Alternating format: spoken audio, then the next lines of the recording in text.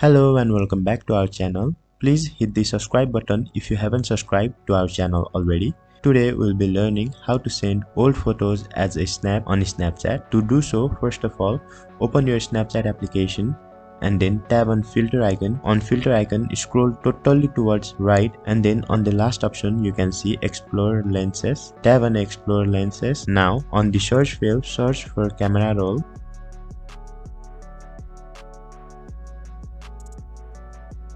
And then choose this filter. On this filter you can see your old photos from photo libraries. Select the photo you want to send as a snap and then tap on the shutter button. Now you can share it as a snap on Snapchat and it will not go as a chat, it will go as a snap.